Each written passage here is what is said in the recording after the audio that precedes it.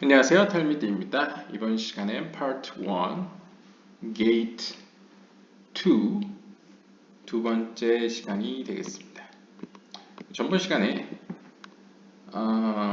도대체 어떻게 인간의 영혼, Part 1, Gate 1에서는 인간의 영혼이 크게 우리가 생각하는 육체와 그 육체 안에 있는 약간 상대적으로 부정한 영이 있고 그 부정한 영 안에 하나님께서 처음에 만드신 어떠한 거룩한 영이 있다고 이야기를 했죠. 그리고 파트 1 게이트 2에서는 그 거룩한 영을 또다시 어떻게 보면 제가 해석한 표현에 따르면 머리와 몸으로 나눌 수 있겠는데요. 그래서 intellectual function을 담당하는 그러니까 영적인 지성을 담당하는 부분과 그 다음에 영적인 감성을 담당하는 부분 이렇게 머리와 몸으로 나눌 수 있겠습니다. 그때 왜 몸이 그만큼 중요한지 하지만 몸이 그만큼 중요하지만 몸은 결국 머리와 함께 합력하여서 하나님의 말씀을 성취해 가야지 결국 영적으로 상승할 수 있다라는 이야기를 하면서 또한 하늘로부터 받게 되는 대표적인 세 개의 영, 네페시의 수준, 그다음 루아크의 영, 그 다음에 네샤마의 영에 대해서 살펴보았습니다. 그리고 나서 마지막에는 과연 이 몸에 해당되는 영적인 감성에 속하는 측면들이 악의 영향을 받게 되면 악한 세력으로부터 혹은 부정한 영역에 속하게 되면 그게 네 가지의 유형을 보이게 된다고 하는데요. 과연 그 네 가지의 유형이 어떤 모습인지 살펴보는 시간이 될 것 같습니다. The foundation of fire, from it is drawn arrogance, which is called gasut. 죄송합니다. 히브리어네요. gasut haruach.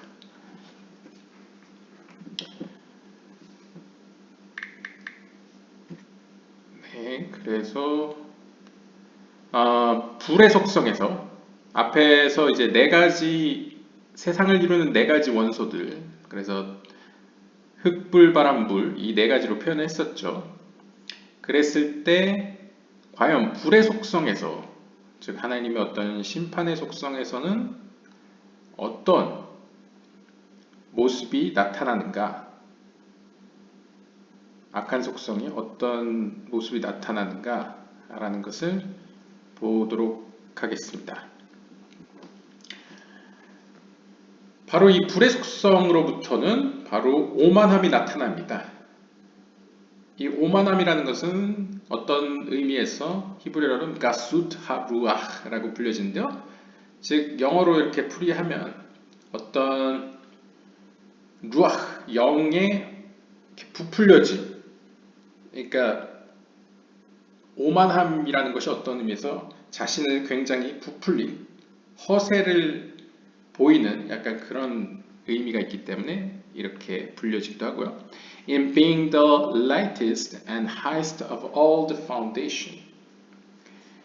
그리고 이 불의 속성에서 보여지는 이 오만함은 사실상 이 악한 감정적 측면에서는 가장 높으면서 가장 가벼운 편에 속합니다.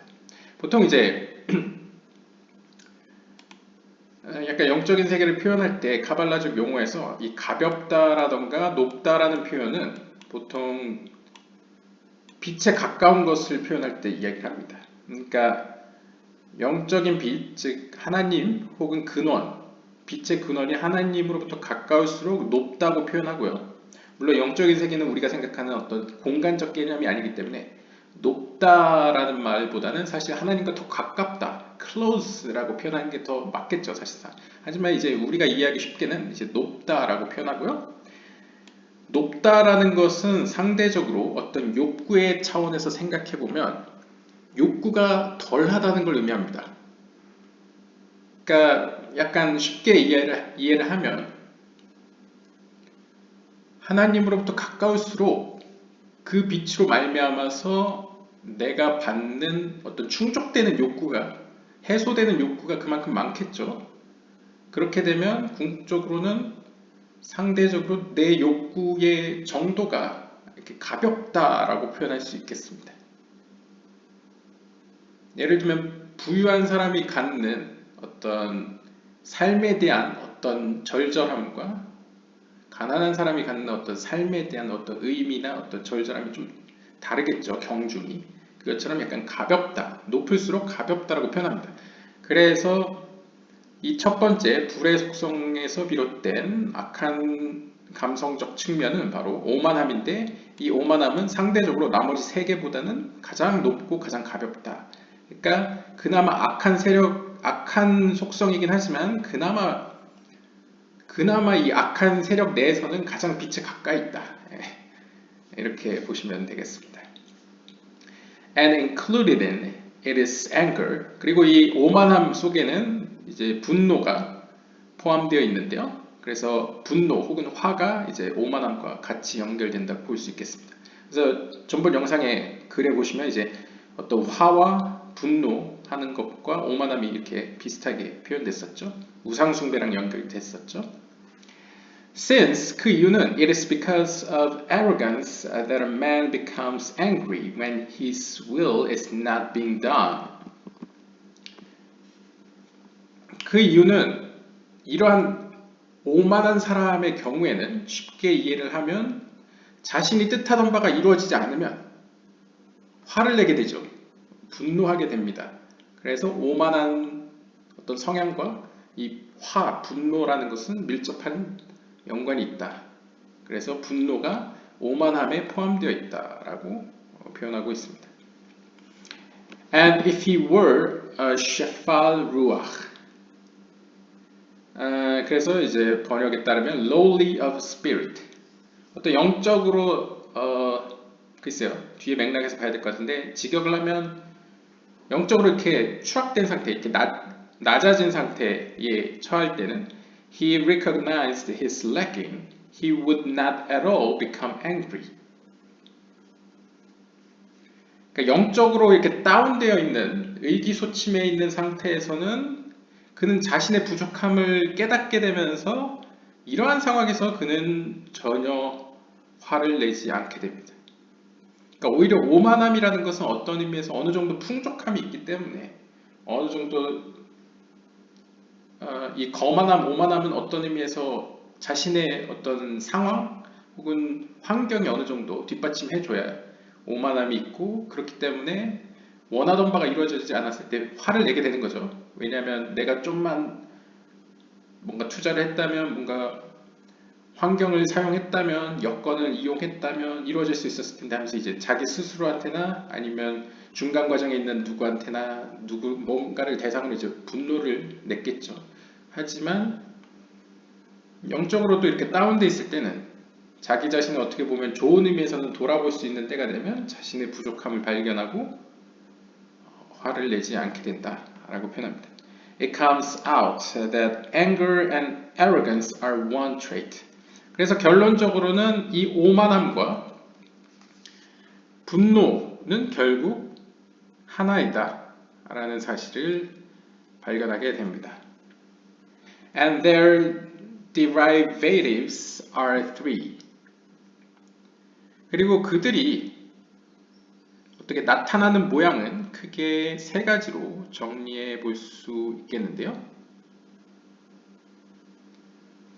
그러니까 어떻게 보면 이 분노함 혹은 이 오만함으로부터 파생되는 것이 크게 세 가지가 있는데요.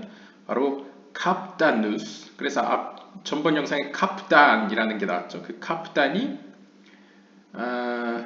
being irritable, 그래서 이제 그의 마음에 있어서 참을성이 없는,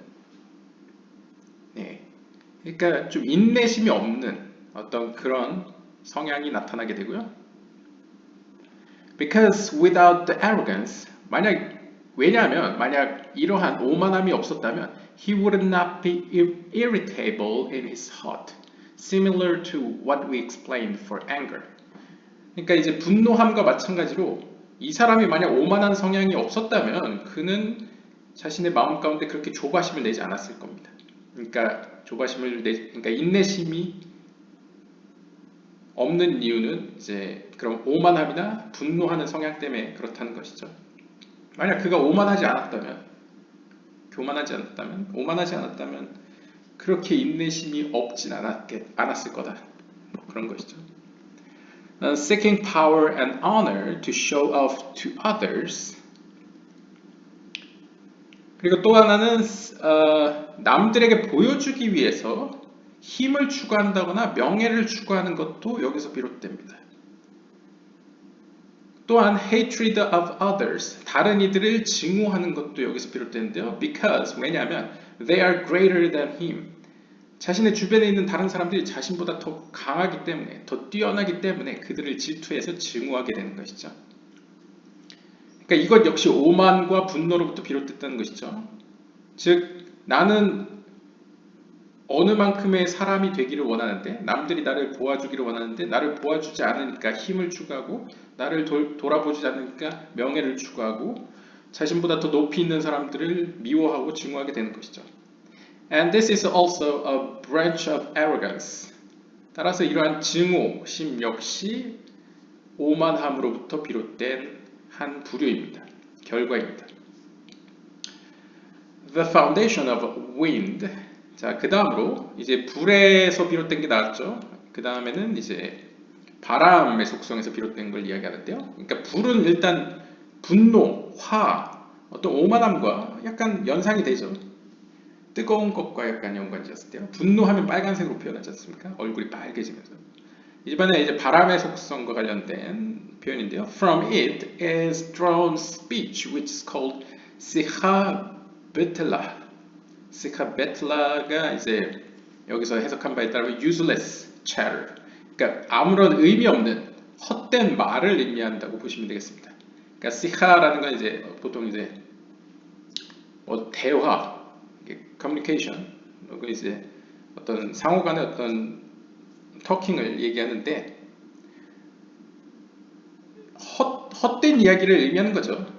네, 헛된 이야기를 바람과 연관시킵니다. 이것도 약간 연상이 되죠. 바람하면 이렇게 숨과 관련되어 있기 때문에 부정적인 측면으로는 부정적인 속성으로는 이렇게 헛된 어떤 대화 혹은 헛된 말과 관련되어 있는데요. For things which have no need at all. 즉 전혀 쓸모없는 필요하지 않은 것들을 가리킵니다. Whether for the soul or the body.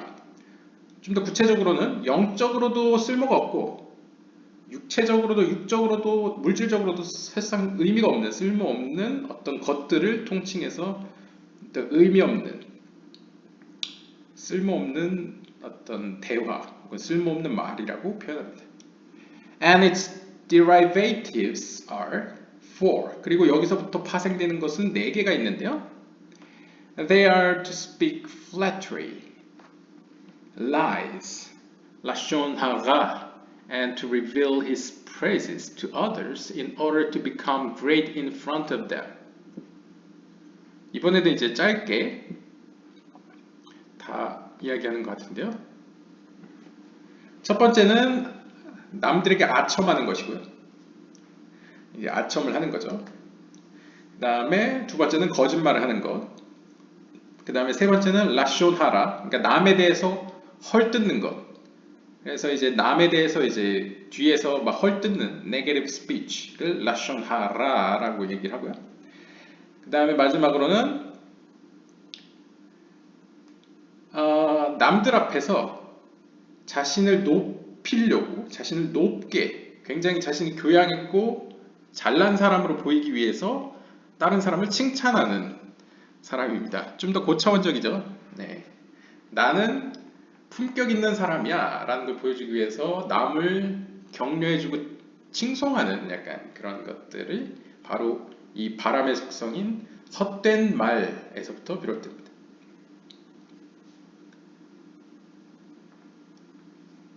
The foundation of water. 그리고 이제 바람은 짧게 끝났네요. 그 다음으로 이제 물의 속성으로부터 비롯된 것인데요. From it comes craving for indulgence. 여기서부터 비롯되는 것은 바로 어떤 indulgence는 보통은 막 이렇게 좋은 의미로는 뭐에 이렇게 깊이 빠져 있는 이렇게 매니악한 것을 의미하는데 안 좋은 의미로 이제 뭔가 사치라고 볼 수 있을 것 같습니다. 약간 씀씀이가 절약함이 없는 약간 그런 걸로 볼 수 있겠네요. 그래서 향락과 사치에 깊이 빠져드는 것을 이제 물의 속성과 연관지었습니다. 물의 속성에서의 부정적인 측면인데요. 물도 약간 우리가 그런 표현 있죠. 돈을 물 쓰듯이 한다.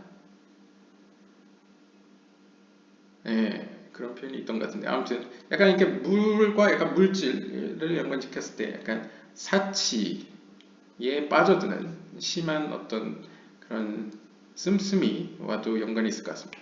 Because it is so that water causes all kinds of pleasurable things to grow. Not sure what he means here. 그래서 이 번역가는 여기서 정확히 뭘 의미하는지 모르겠다라고 얘기하는데 일단 본문에서는 뭐라고 하냐면 이 물의 속성 혹은 뭔가를 씀씀이에 깊이 몰두하는 것은 마치 물이 모든 종류의 기쁨을 가져오는 것들을 이렇게 자극하는 뭔가 쾌락적인 것들을 불러일으키는 어떤 속성과 연관이 있다고 이렇게 소개를 했습니다. 그래서 번역가는 이것에 대해서는 잘 모르겠다, 확실치 않다라고 이야기하는데 좀 더 이제 상상을 해보면 이 물이라는 속성은 글쎄요, 사람을 기쁘게 한다. 사람을 기쁘게 하는 어떤 그런 것들을 통칭해서 사람을 기쁘게 하고 이렇게 막 업시키는 약간 그런 것들을 물로 표현한 것 같습니다. 아무튼 계속 보면요. And its derivatives are two. 그리고 이 물의 속성의 부정적인 측면으로부터 파생되는 것은 두 가지가 있는데요. hamda to steal the money of his friend. 첫 번째는 이제 자신의 친구들의 돈을 갈취하기 위해서 탐내는 것을 의미합니다. 그러니까 covet가 이제 뭔가 갈망하다, 남의 것을 탐하다라는 의미죠. 그러니까 자기 친구인데 자기 친구의 재산을 탐내는 것이 여기서부터 비롯되고요. And 그리고 or his wife and all that he has in order to indulge in them. 그뿐만이 아니라 자기 친구의 재산 혹은 자신의 배우자의 재산 혹은 남의 아내일 수도 있죠. 남의 배우자. 네, 그러니까 여러 가지 복합적입니다. 그러니까 자신의 동료들의 재산 혹은 자신 주변의 어떤 배우자들, 그러니까 바람을 피는 거죠. 혹은 모든 종류의 어떤 그가 가질 수 있는 것, 그러니까 어떤 소유할 수 있는 것들을 탐내는 것을 의미합니다. 그 원인은 무엇이냐면, 그 목적이 뭐냐면 바로 어떤 자신의 탐냄의 어떤 갈증을 해소하기 위한 것이죠. 그러니까 계속 내면적으로 일단 여기서는 영적인 문제로부터 근원을 파헤치는 것 같습니다. 그러니까 영적인 몸 자체가 그런 어두움, 안 좋은 이렇게 성향에 이렇게 물들어 있기 때문에 어떤 그런 소유욕의 갈증이 너무나 갈급해서 그것을 충족하기 위해서 남의 아내나 재산이나 배우자나 뭐 어떤 소유할 수 있는 소유 가능한 것들을 이제 취하기 시작하는 거죠.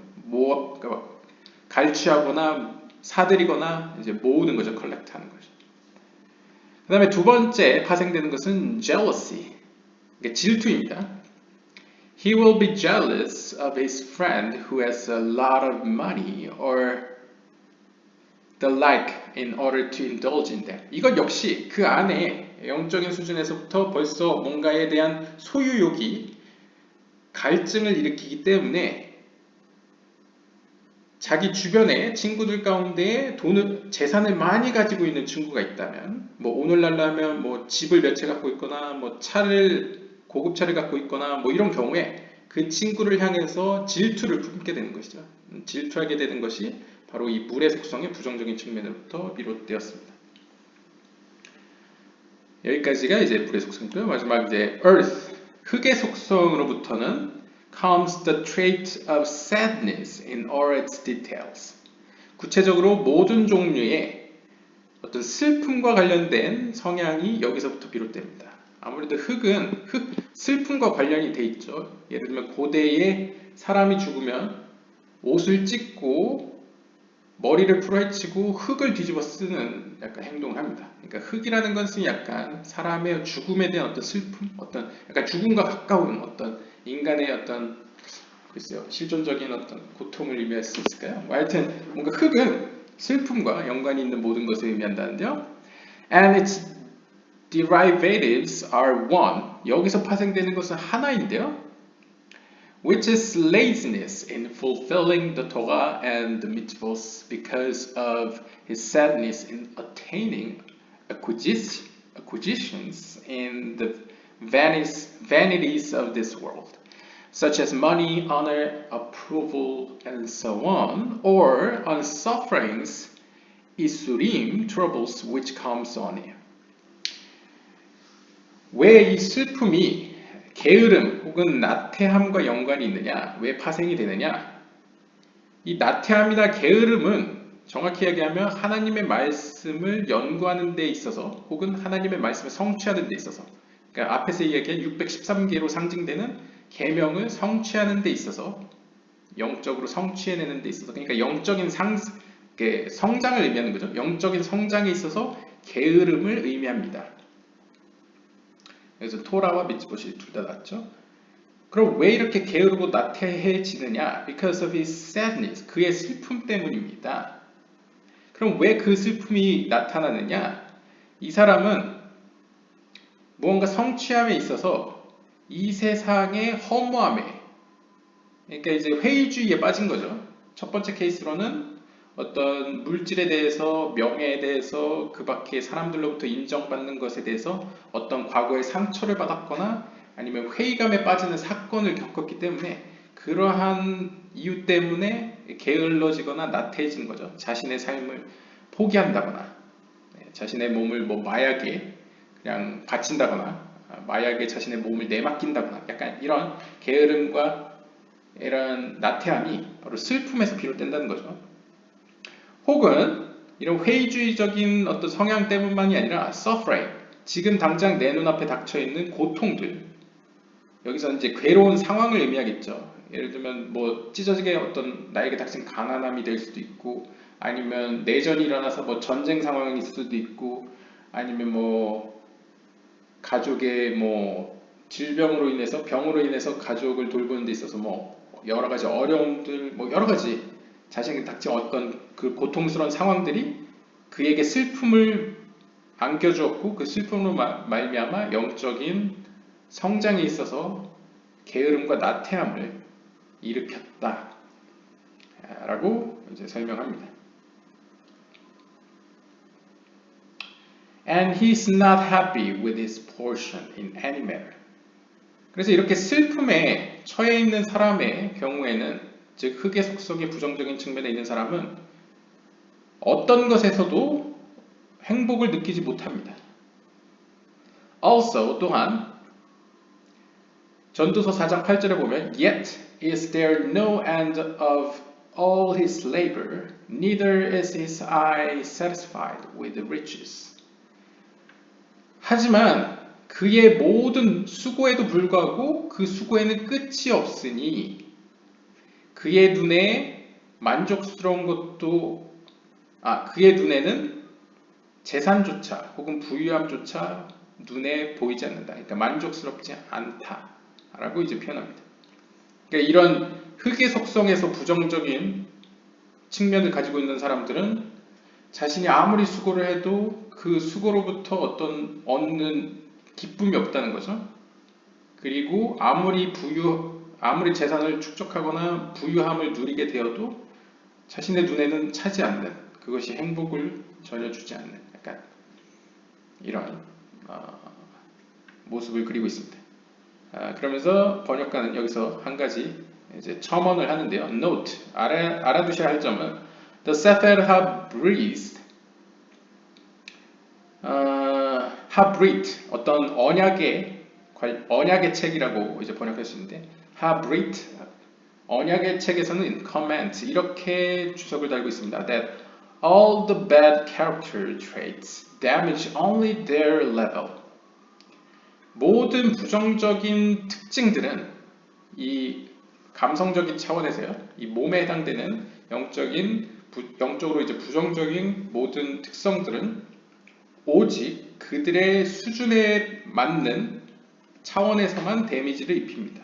그러니까 예를 들면 물의 속성에서 비롯된 건 물의 속성에 해당되는 그 분야만 이제 피해를 입힌다는 거죠. 불의 속성, 분노와 진노, 오만함은 그것에 맞는 그 수준의 어떤 그 영역에 그 에리아에서 이제 피해를 입힌다는 거죠. 전체를 입히는 게 아니고. With the exception of sadness. 하지만 예외가 있으니 슬픔만은 예외가 됩니다. 그 말은 이 흙의 속성의 부정적인 측면인 이 슬픔은 다른 속성과 다르게 자신의 분야에만 피해를 입히는 게 아니고 전 인격적인 약간 전 부분에게 피해를 입힐 수 있다는 가능성을 암시하고 있는데요. 이것은 약간 거룩한 세계로 표현하면 거룩의 속성에 속하는 세계로 표현한다면 말쿠투가 사실상 상위에 있는 헤세드 게브라 티프레트 세 개의 속성을 다 함축하고 있죠. 그리고 말쿠투는 흙의 속성이라고 불려집니다. 흙의 속성은 어떻게 보면 반대로 이 상위의 세 개의 속성에 해당되는 영역들에게 다 피해를 입힐 수 있는 약간 무한한 잠재력을 가진 약간 위험한 그런 속성이라고 볼 수 있겠죠.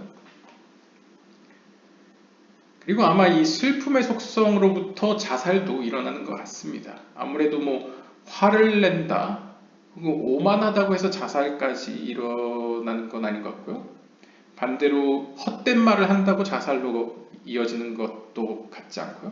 쾌락을 추구한다고 해서 사치를 한다고 해서 자살로 이어지진 않습니다. 하지만 자신의 생명을 끊는 것은 약간 슬픔과 더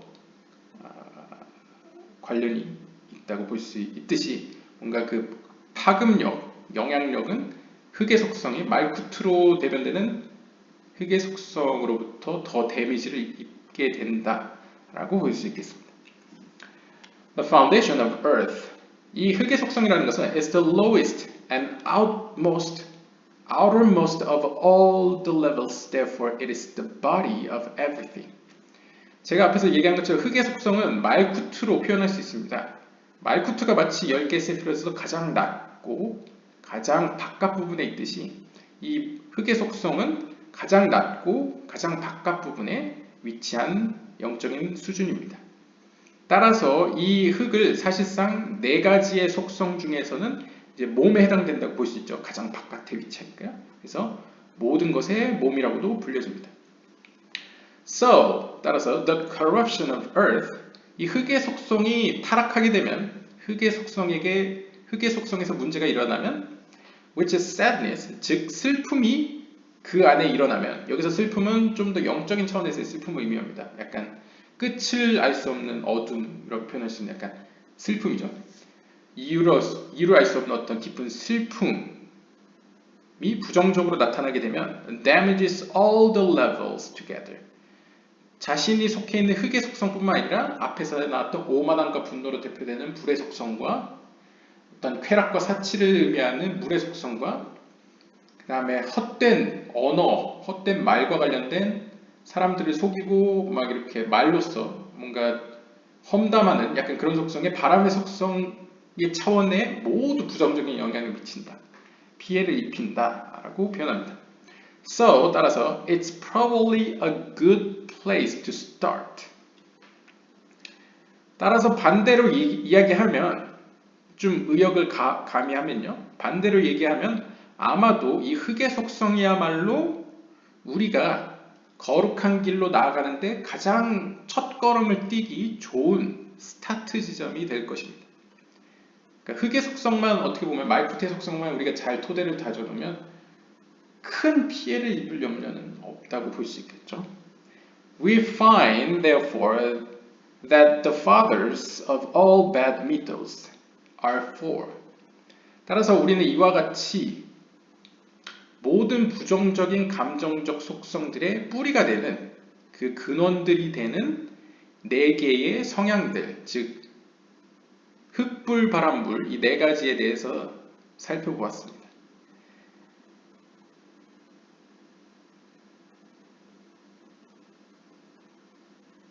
그것들은 바로 arrogance and anger, which is included and attached to it.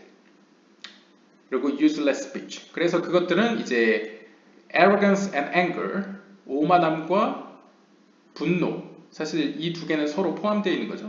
하나라고 볼 수 있고요. 그 다음에 useless speech, 아무런 의미가 없는 허무한 말.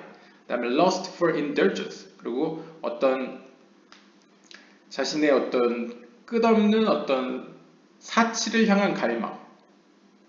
그 다음에 마지막으로 슬픔. 이 네 가지가 바로 악한 감성적 측면의 부정적인 근원들, 뿌리라고 볼 수 있겠습니다. The four of them are drawn from the four klipot of the Yetzer Hara of the foundation soul. 그러면 이 네 가지의 뿌리들은 도대체 어디서부터 비롯되느냐? 더 근원으로 들어가면 바로 우리 안에 있는 악한 충동, 즉 우리의 그 영적인 몸이죠. 영적인 몸 안에는 선과 악이 공존해 있다고 했죠. 섞여 있다고. 그랬을 때 거기에 있는 악한 충동이 가지고 있는 네 개의 껍질들, 직역하면 껍질이고 이제 좀 의역을 하면 네 개의 악한 세력들 혹은 악한 성향들로부터 비롯됩니다. And their opposites are the four good middos, which are drawn from the four good foundations of the foundation soul. 그리고 이에 대응되는, 이것에 반대되는, 똑같이 이제 인간의 영혼의 몸에 있는데 이 영혼의 몸에는 또 선한 충동도 있겠죠. evil inclination 있으면 good inclination 있겠죠. 그 good inclination 혹은 거룩한 영으로부터 비롯되는 선한 어떤 영향력에 의해 발생되는 어떤 감성적인 측면들이 또 존재합니다. 반대급부로서 존재를 합니다. 그것들은 바로 they are humbleness, 겸손함, which is absolute lowliness of man next to his creator, which comes from having a constant awareness of God's presence. See part 4. And this distancing oneself from all forms of anger which come through arrogance. 그래서 첫 번째는 이제 겸손함인데요. 여기서 겸손함이란 우리가 흔히 생각하는 어떤 인간관계에서 자신을 그냥 낮추는 그런 겸손이라기보다는 여기선 정확히 절대적인 낮아짐으로써 특별히 인간이 창조주 옆에서 계속적으로 하나님을 인식하면서 하나님 앞에서 자신을 낮추는 어떤 그런 뭐랄까 인간으로서의 신 앞에서의 어떤 낮아짐을 의미하는 것 같습니다. 왜냐하면 인간이 신 앞에서 낮아질 때 카발라식으로 얘기하면 하나님과 더 가까워지죠. 뭐 비유로 하면 약간 중세시대나 이런 식으로 비유를 하면 왕의 입장에서는 자신에게 충성스러운 신하가 굉장히 사랑스럽겠죠. 그랬을 때 그런 신하를 중히 쓸 겁니다. 약간 동양식으로 얘기하면 중하게 사용하겠죠. 그러면 그 신하와 임금의 관계는 굉장히 좋겠죠. 약간 그런 의미에서 이 humbleness, 어떤 겸손함이 있을 때에 하나님과 창조주와 인간의 어떤 거리감이 가까워지기 때문에 어떤 절대적인 낮아짐이 이제 첫 번째 좋은 성향이고요. 그 다음에 또한 그 낮아짐에는 또한 플러스해서 자기 자신을 모든 종류의 분노로부터 거리를 두는 것을 의미합니다. 앞에서 얘기했다시피 이 분노는 오만함에서 비롯되죠. 근데 오만함의 반대가 겸손이라고 할 수 있겠죠. 그러니까 자신이 어떤 내세울 만한 게 있으면 그것이 무너졌을 때 화가 나게 되죠. 그런데 이런 겸손이 밑바탕에 있게 되면 화가 날 이유가 없게 되죠. 그러니까 모든 종류의 화로부터 자신을 보호했을 때, 모든 화가 날 수 있는 가능성으로부터 자신을 멀리했을 때, 그 사람은 어떻게 보면 이 부정적인 성향인 분노나 오만함이 나타날, 어떻게 보면 확률적으로 보면 확률이 떨어지겠죠.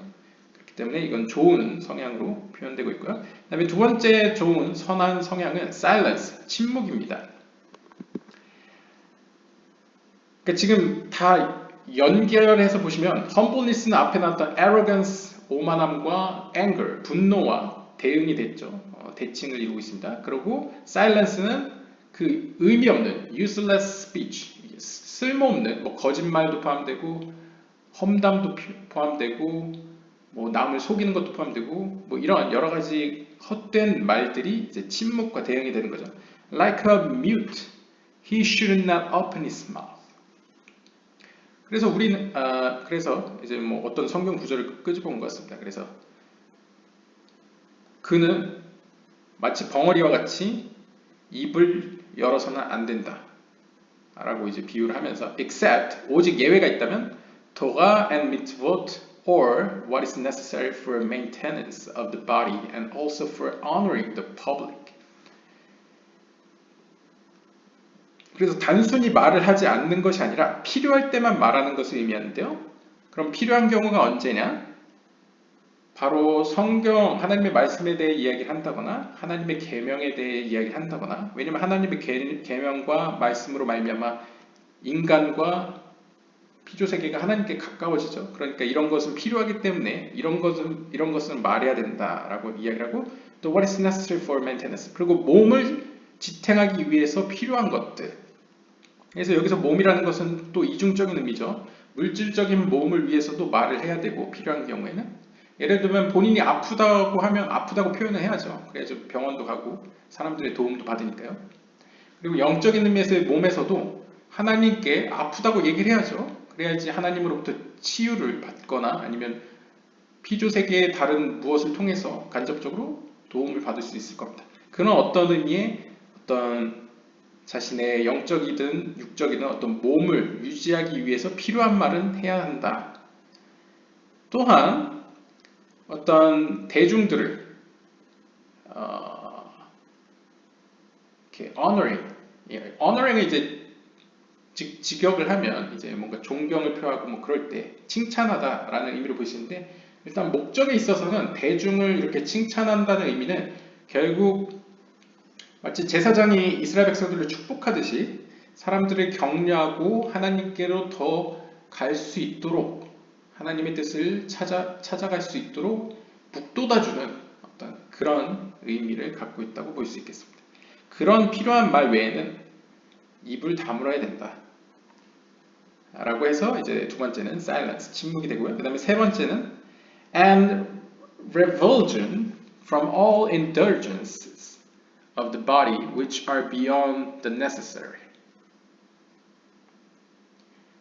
두 번째는 아마 예상하실 수 있는 이 revulsion은 이제 뭔가 약간 직역을 하면 역겨워하는 겁니다. 혹은 두려워하는 거, 약간 멀리하는 거, 혐오하는 거, 약간 이런 의미가 있는데, 모든 종류의 몸과 관련된 어떤 사치, 그러니까 사치라는 것은 보통 자신의 필요 이상을 의미하는 거죠. 그러니까 굳이 필요 없는데 사치를 부리는 모든 종류의 몸과 관련된 모든 사치로부터 자신을 멀리하는 것, 그것을 혐오하고 끔찍히 여기는 것을 이제 세 번째 미덕으로 표현하고 있습니다.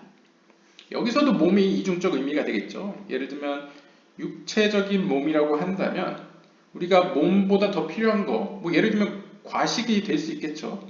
필요한 양보다 더 굳이 먹을 필요가 없는데 이제 먹게 되는 뭐 그런 것도 어떤 의미에서 그것을 일부러 거부하는 것도 바로 그런 과식으로부터 자신을 멀리하는 거고, 일단 영적인 몸으로 표현한다면 뭐 앞에서 설명한 바 같이 글쎄요, 뭐 예시가 좀 생각나진 않는데, 뭐 영적인 몸의 경우에서는 뭔가 굳이 내가 이건 좀 약간 적절한 얘기인지 모르겠지만, 이 영적인 몸도 어떤 상징적으로 영적인 에너지를 어떤 곳에 쏟죠. 그래서 몸이 가는 곳에 우리의 마음도 간다고 하듯이, 이 몸이 임하는 곳에 우리의 영혼도 그것에 힘을 쏟습니다.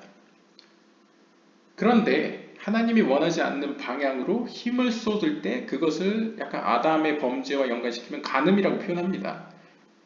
왜냐하면 우리가 생각하는 간음은 이렇게 불륜의 관계를 간음이라고 표현하지만, 영적인 의미에서의 간음은 하나님 외에 다른 것에 힘을 쏟는 것을 큰 의미에서 간음이라고 합니다. 왜냐하면 일종의 하나님과의 관계를 이제 부부 관계라고 표현하면 일종의 그런 상징성이 있는 거죠.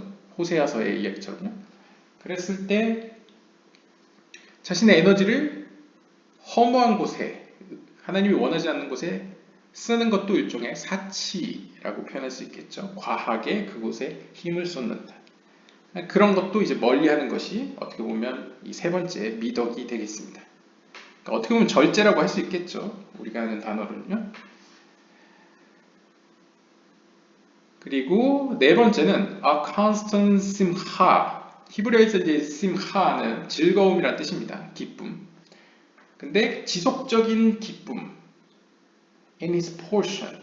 그러니까 자신이 가진 것에 대한 지속적인 기쁨. 그러니까 우리가 아는 단어로는 자신의 수준에 만족하는 것. 약간 어떻게 보면 자족이라고 표현할 수 있겠네요. 네, 자족. 근데 그 자족이 꾸준히 가는 것. 그러니까 어떤 상황에서든 자신에게 주어진 것에서 만족할 수 있는 약간 그런 것을 이제 네 번째 미덕으로 삼고 있는데요. 그래서 여기 좀 더 구체적으로는 이 번역가가 gratitude whatever situation you are in. 그래서 여러분들이 어떤 상황에 처해 있더라도 감사하는 것을 의미합니다. 라고 표현합니다. 그 이유는 이 네 번째가 흙의 속성이었죠. 흙의 속성의 가장 큰 문제는 슬픔이었습니다. 이유는 모르겠지만 물질적으로도 슬프고 영적으로도 슬프기 때문에 모든 문제가 발생하고 심지어 다른 영역에까지 피해를 입히죠. 그렇기 때문에 그것에 반대되는 미덕은 바로 기쁨이 되겠고, 그 기쁨은 좀 더 구체적으로는 어떤 상황에서도 감사할 수 있는 모습을 의미합니다. 왜냐하면 everything that is done from heaven is for the good. 그럼 왜 우리가 모든 우리의 상황에서 기뻐할 수 있고 감사할 수 있느냐? 그것은 가장 큰 하나님에 대한 전제 때문입니다. 즉 하늘로부터 이루어지는 모든 것은 사실상 우리의 선을 위해서이다 라고 표현합니다. 그러니까 하나님은 뭐라고 표현되냐면 전적으로 선을 행하는 존재라고 표현합니다. 가발레에서는요. 그러니까 나에게 일어나는 상황이나 어떤 현상들은 물론 실제 그것을 닥친 사람한테는 이해가 되기 어렵죠. 사실 인간의 삶이 굉장히 힘들고 어려운 과정이 많기 때문에요. 하지만 큰 그림에서 봤을 때는 물론 구체적으로 보면 아담이 잘못 선택하는 것처럼 우리의 어떤 실수나 우리의 어떤 잘못된 선택으로 약간 우리가 스스로 고통을 자초하는 경우도 있지만, 이제 큰 틀에서 하늘로부터 오는 것이라는 전제가 있지 않습니까? 그러니까 하늘로부터 내려온다는 것은 이제 직접적으로 말하면 이제 하나님이 자신의 의지를 가지고 먼저 우리에게 행하시는 무언가를 의미한다고 보시면, 그것들 가운데에는 어떤 것도 악한 게 없다. 그러니까 오직 우리들의 선을 위해서, 우리들을 위해서 하신 일이다 라는 것이죠. 그렇기 때문에 우리는 그 안에서 당연히 그 선함 때문에 기뻐할 수 있고 감사할 수 있다, 이렇게 이야기하고 있습니다. And also 또한 to motivate oneself to be with absolute joy in doing the service of his creator, as it is written, I am joyful in your commandments like one who finds a great treasure. 그리고 또 이 지속되는 끊임없는 기쁨이라는 것은 바로 우리 스스로를 하나님 창조주를 섬기는 데 있어서 완전한 절대적인 기쁨으로 우리 자신을 북돋는, 동기를 자극하는, 북돋는 것을 의미하는데요. 이것과 관련된 구절로는 시편 119편 119편 162절에 나오는 나는 당신의 계명 가운데 즐겁습니다. 기쁩니다. 그것은 마치 엄청난 보물을 발견한 사람과 같습니다. 라고 비유적으로 하나님을 찬양하고 있습니다. 그러니까 마치 하나님을 섬기는 데 있어서 혹은 하나님과의 신뢰관계, 하나님과의 관계에 있어서 우리는 기뻐해야 하는데 그 기쁨은 마치 우리가 놀라운 보물을 인디애나 존스처럼 뭔가 놀라운 보물을 발견한 사람과 같이 기뻐하게 된다는 것을 이제 시편을 통해 보여주고 있죠. 또한 and like the sages say 또한 현자들이 말한 바 같이 make your Torah study fixed and your work temporary. 그래서 현자들은 이렇게까지 얘기했습니다. 여러분들의 토라 연구를 고정해 두십시오. 직역을 하면 fixed. 그래서 이제 제 1순위를 하나님의 말씀 연구로 두십시오. 그리고 당신이 하는 일은 두 번째 secondary 혹은 이제 temporary 일시적으로 두십시오. 그러니까 이제 1순위를 하나님의 말씀으로 두고 2순위로 다른 일을 하라는 거죠. 그 이유는 앞에 맥락에서 보면 하나님의 말씀을 통해서 기쁨도 얻고 평안도 얻고 침묵도 얻고 절제도 얻고 겸손도 얻으니까 나 자신을 위해서 가장 훌륭한 투자는 하나님의 말씀 연구라는 거죠. 그렇기 때문에 1순위에 말씀 연구를 두어라 라고 이야기하고 있습니다. Therefore, 따라서 we find that when the bad mitos are established in a man, he refrains from fulfilling the Torah and mitzvot. 따라서 우리는 다음과 같은 사실을 발견할 수 있는데요. 사람들이 자신의 영적인 몸이 이러한 어둠에 물들어서 혹은 빛으로부터 멀리 떨어지게 되어서 하나님과의 관계가 소홀해져 가지고 그런 악한 성향으로 자신의 영적인 몸, 즉 감정적인 속성들이 영향을 받게 되면 이러한 사람들은 하나님의 말씀과 계명을 성취하는 데 있어서 왜냐하면 하나님의 말씀과 계명을 성취해야지 하나님의 빛으로 가까이 가게 되죠. 왜냐하면 몸이 가는 곳에 마음도 간다는 것은 약간 물리적인 표현이긴 하지만 자신이 사랑하는 사람이라도 자주 만나야지 사랑이 싹트듯이 사랑이 이렇게 성장하듯이 그러니까 비유적으로 하나님도 자주 만나야지 혹은 하나님의 빛을 자주 접해야 우리도 변한다 라고 전제했을 때 어떤 그러한 통로 혹은 그러한 과정을 멀리하게 된다는 것이죠. 뭐 예를 들면 일을 핑계로 할 수도 있고 아니면 자신이 지금 닥쳐있는 어려움을 핑계로 해서 어떤 정작 자신에게 가장 필요하고 급한 어떤 빛으로 향하는 어떤 여정을 소홀히 하게 되는 것이죠. 그래서 악순환이 비롯되는 것 같습니다. 그래서 전번 영상에 보시면 가장 큰 우리가 주의해야 되고 가장 포커스를 맞춰야 될 것은 우리의 영적인 몸, 왜냐하면 우리의 영적인 몸이 우리의 물질적인 몸까지 영향을 미치기 때문에 영적인 몸에 투자를 해야 된다. 영적인 몸이 어떤 악의 성향으로 습관화되는 것을 이제 주의해야 된다라고 표현했던 것이죠.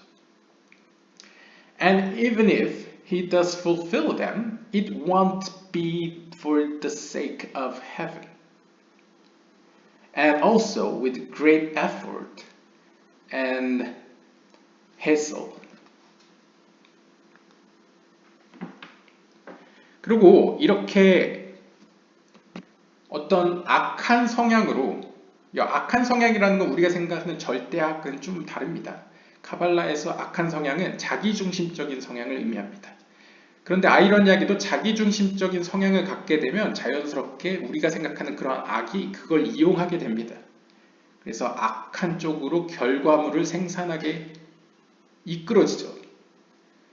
그런데 문제는 이렇게 하나님의 말씀으로 자신을 채우지 않고 어떤 하나님의 계명을 성취하는데 거리를 두는 사람들은 비록 하나님의 말씀을 연구하고 그런 계명을 통해서 빛으로 나아가더라도 그들의 그러한 행동은 전혀 하늘을 위한 것이 아닙니다. 하늘을 위한 것이 아니라는 건 하나님을 위해서가 아니라는 거죠. 그러니까 하나님과 나와의 관계 때문에 내가 성경을 연구하거나 아니면 계명을 성취하는 것이 아니라고 이야기합니다. 즉 다시 말하면 이 번역가의 첨언에 따르면 He will have selfish motives.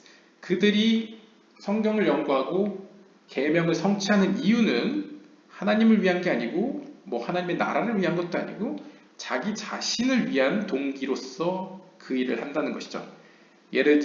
굳이 예를 들면 뭐 내가 성경 연구를 열심히 해서 사람들로부터 인정을 받기 위해서 혹은 어떤 하나님의 언어를 배워서 그걸로 어떤 놀라운 일을 일으키기 위해서 혹은 어떤 사업을 성공하기 위해서 어떤 물질의 비밀을 깨우쳐서 그걸로 하여금 부자가 되기 위해서 뭐 이런 동기로서 성경을 연구하고 뭐 계명을 성취한다는 것이죠.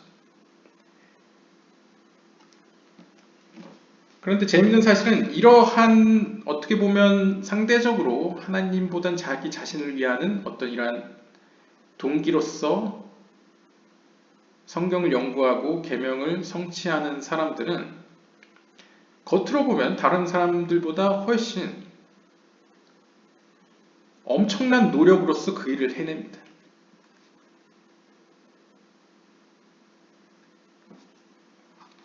그래서 굉장히 어떻게 보면 열정을 갖고 그것도 굉장히 hassle, 뭔가 이렇게 자신의 스스로 들볶으면서 굉장히 막 왁자지껄하면서 그 일을 함에도 불구하고 사실 그것은 본인의 영적인 입장에서는 영혼과 관련돼서는 아무런 의미가 없다는 것이죠. 자신의 영혼을 위하는 것이 아니고 자신의 어떤 이기적인 어떤 욕망을 채우기 위해서 보다 더 물질적인 어떤 풍족함을 위해서 그것을 한다는 거죠. 그것은 이제 영적으로 도움은 되지 않는다 라고 볼 수 있겠습니다. On him, 이러한 사람에 대해서 it is written, 이렇게 기록되어 있습니다. 잠언 11장 22절에 보시면 like a gold ring in a pig's snout. 그래서 그것은 마치 돼지 코에 달려있는 금 반지와 같다라고 표현합니다.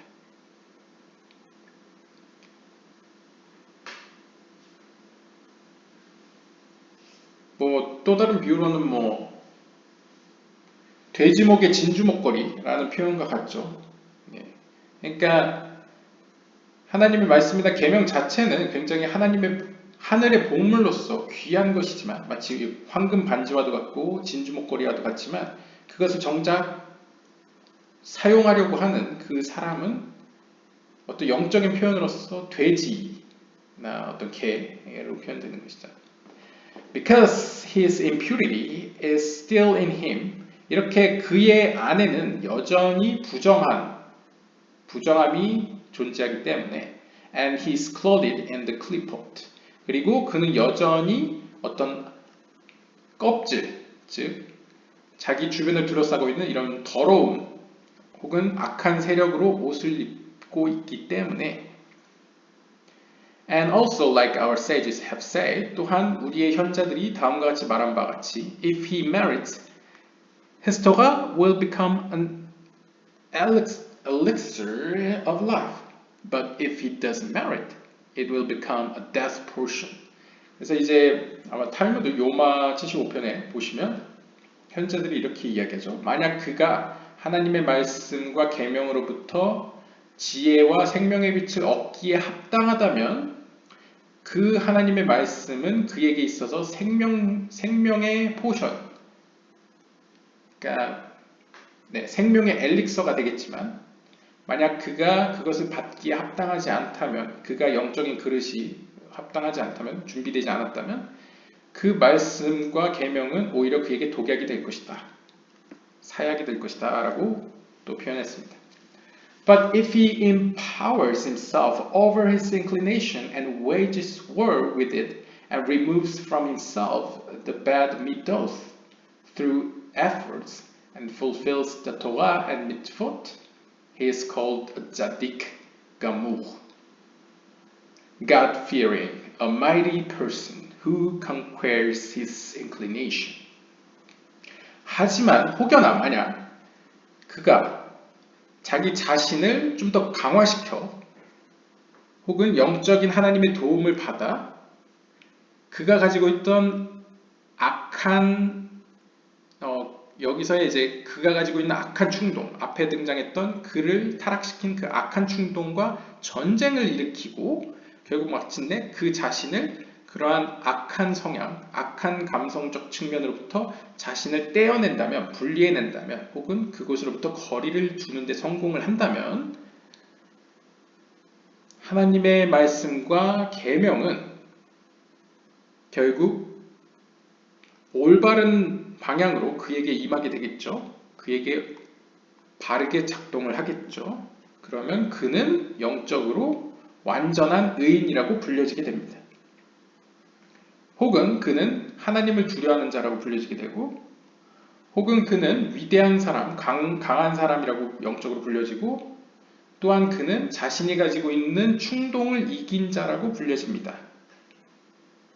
그래서 약간 신약 성경적인 표현으로 보면 자신의 눈에 있는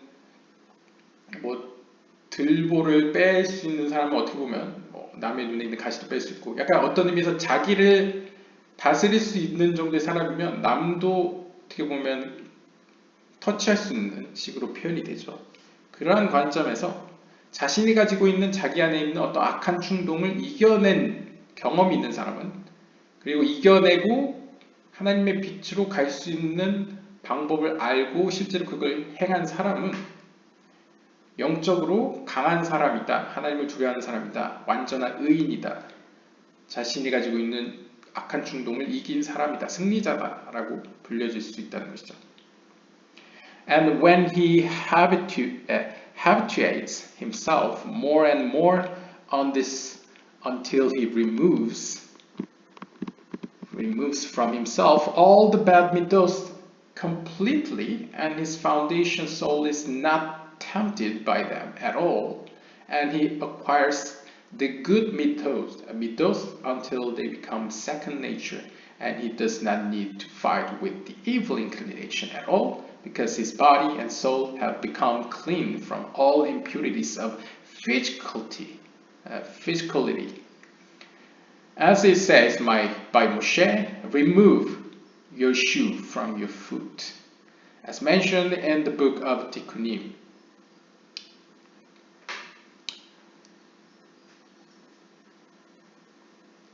여기까지 끊겠습니다. 티쿠님까지. 너무 길어서요. 자, 그런데 만약 그가 계속적으로 한 스텝 한 스텝 이렇게 거룩한 길로 자신의 몸을 체득해 가고 습관화를 들이게 된다면 그래서 앞에서 habituate라고 표현했죠. 그러니까 우리가 얘기하는 habit, 그러니까 뭔가 습관을 들이다 혹은 이렇게 체득화를 하다 그러한 여정을 계속 차근차근 밟게 되면 그래서 기독교 쪽에도 용어가 있죠. 성화라고도 개신교에서 표현하고 동방종교에서는 신화, 그래서 deification이라고 표현하죠.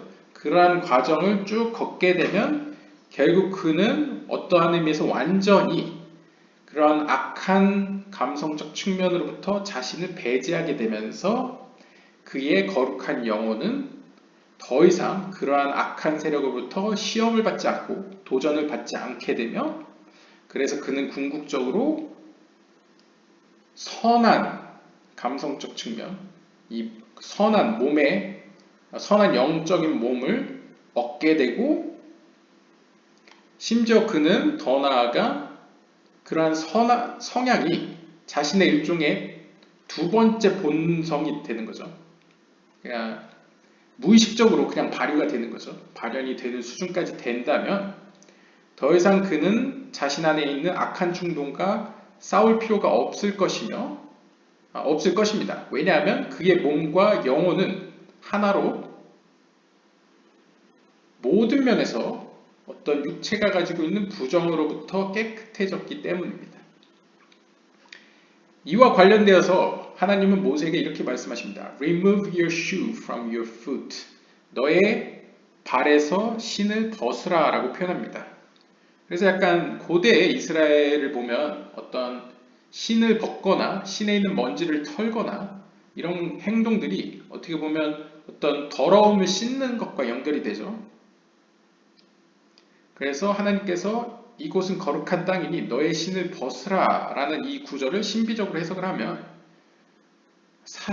모세는 인류를 상징하기도 합니다. 경우에 따라서요. 그랬을 때 카발라에서요. 그래서 그때 이렇게 보면 이걸 이제 모세를 인류로 본다면 하나님께서는 모든 인류에게 너희의 발에서 이제 신을 벗어버리라 라는 식으로 표현할 수 있겠죠. 즉 너희 몸에 있는 어떤 악한 충동의 어떤 시험에서 너를 자유롭게 하라 이런 식으로도 볼 수 있겠습니다. 그리고 이러한 이야기는 또한 티쿠님이라는 책에도 기록되어 있는데요. 이 티쿤이라는 것은 이제 조아르서 외에 라피 시몬 바르 요카이가 이제 쓴 책으로 또 알려져 있는데요. 동굴에서 쓴 이야기로 되는데 이제 세상을 어떻게 고칠 수 있는가에 대한 어떤 조항들을 티쿤이 썼습니다. 티쿤이라는 게 이제 고치다라는 뜻입니다. 그래서 티쿤 31번, 38번째를 보시면 또 이런 이야기를 하는데 즉, EDS, 즉 다시 말하면 the shoe is the garment of the lowest part of the body. 그래서 앞에 이제 모세에게 하나님이 하신 말씀을 가져와 보면 신발이라는 것은 우리 몸에 붙어 있는, 우리 몸에 입혀지는 의류 중에 가장 아래에 위치해 있는 하단에 있는 어떤 측면이죠. 즉 다시 말하면 the heel. 어떻게 보면 이제 우리의 그 발목 혹은 이제 그러니까 발과 관련된 가장 낮은 부위에 입혀지는 옷을 신발이라고 합니다. So too, the physical body is the garment for the lowest part of the soul, and is therefore referred to as the shoe. 그래서 이제 어떤 상징적인 차원에서 우리의 물질적인 몸은 어떤 의미에서 영혼과 몸이라는 관계에서 이 발이 위치하는 어떤 상징은 영혼의 가장 말단을 의미하는 거죠. 그것처럼 이 신발이 의미하는 것은 그 육체적인 어떤 부위에서 육체도 어떤 의미에서 그러니까 일종의 영혼은 몸을 옷처럼 입고 있고 마찬가지로 몸은 옷을 옷처럼 입고 있죠. 그러니까 덮고 있는 거죠. 바깥에. 그렇게 봤을 때 어떻게 보면 이 몸으로 상징되는 외적인 측면이 그것보다 더 외적인 이 옷, 모자, 장갑, 상의, 하의 이런 것으로 표현했을 때 이제 신발이 가장 이제 외적인 표현 중에 가장 낮은 수준을 이제 상징적으로 표현하는 것이라는 것이죠. Then the four letters of God's name will enter and included in him, and he will become a holy throne for his chariot. May he be blessed. 그렇게 그 사람이 영적으로나 육적으로나 깨끗해지면 그때 하나님의 이름에 거룩한 하나님의 신성삼자인 요드바베 즉 하나님의 현현이 하나님의 영이 그 안에 들어가 그를 옷 입힐 것입니다. 그렇게 되면 그는 거룩한 하나님이 머무시는 장소. 그래서 보통 기독교에서는 하나님의 전이라고 표현하죠. 하나님의 집. 근데 이제 카발라에서는 이제 하나님의 자리, 하나님의 보좌가 되게 됩니다. 혹은 하나님의 전차가 되는 것이죠. 이러한 사람에게는 참으로 복이 있습니다. And this man is called loves God through love. Because the good traits are part of his nature. 그래서 이러한 사람의 특징은 이러한 사람은 뭐라고 불려지냐면 그는 사랑을 통하여 하나님을 사랑하는 자이다 라고 불려집니다. 이것을 약간 중세식의 기독교 표현으로 본다면 어떻게 보면 사랑하는 자를 사랑하시는 하나님 이런 식으로 표현할 수 있겠는데요. 즉 무슨 의미냐면 그 안에 하나님이 주신 사랑이 있기 때문에 하나님은 자신이 준 그 사랑을 보고 그 사랑을 갖고 있는 그 사람을 사랑하게 된다는 거죠. 그러니까 언어 유희 같긴 한데 그러니까 어느 정도 영적으로 완성된 사람 안에는 하나님의 사랑이 언제나 있겠죠. 그 사랑으로 말미암아 그 사람은 하나님을 사랑할 수 있고 하나님도 그를 사랑할 수 있는 이런 어떤 사랑의 관계를 가진 사람이라고 불려지게 됩니다. 왜냐하면 그 안에서 이러한 유형의 사람은 그 안에 선한 성향이, 영적인 선한 성향이 이미 그에게는 본성처럼 두 번째 본성이죠. 거의 두 번째 본성으로서 자리 잡고 있기 때문입니다. 이 정도가 되면 거의 하나님의 뜻이 내 뜻이고 내 뜻이 하나님 뜻이 되는 지경이 되겠죠. And he's also called a total Hasid, perfect with all forms of perfection. 그리고 이때서 그는 완전한 의미에서의 하시드라고 불려집니다. 이 하시드는 헤세드에서 나온 단어입니다. 그러니까 헤세드가 우리가 자비 혹은 사랑을 의미했죠. 그러니까 하시드는 자비로운 자 혹은 사랑하는 자. 그래서 하시드를 보통 경건한 자라고 부릅니다. 그래서 완전히 경건한 자가 되고요. 또한 이 완전히 경건한 자는 어떤 의미로 모든 형태의 완전 가운데의 완전, 그러니까 최고로 완전한 사람이다 불려지는 거죠. 카발라, 유대교 카발라에서는 개인의 영혼의 완전함은 인정하는 것 같습니다. 보통 이제 개신교는 아무래도 로마 가톨릭이나 약간 이런 약간 신학적 어떤 거에서 이제 떨어져 나오면서 어떤 개인의 영혼의 완성을 경우에 따라서 이제 부정적으로 보기도 하죠. 완전한 완성은 있을 수 없다. 이렇게 마지막 때가 올 때 이렇게 완성되는 것을 표현하는데 약간 유대교 카발라에서는 개인의 어떤 개인의 영적인 수준에서의 완성은 어느 정도 인정하는 것 같습니다. 반면에 이제 모든 인류의 완성은 메시아가 와야지 완성된다 이렇게 보는 것 같습니다. 아무래도 이제 그것은 이제 인간의 어떤 동방정부의 스타일의 어떤 인간의 회복에 관심을 두느냐 아니면 약간 로마 카톨릭처럼 서방교처럼 인간의 어떤 죄성이나 어떤 구원에도 관점을 두냐 뭐 이거의 차이겠죠. 그거의 차이인데 이제 중요한 것은 영적으로 성장해 가면서 결국 완성을 추구해 가는 그래서 약간 동방정교의식을 표현하면 완덕의 길이라고 표현하죠. 그런 신화의 길 혹은 성화의 길을 유대 카발라도 이제 이야기한다 라고 보시면 되겠고요.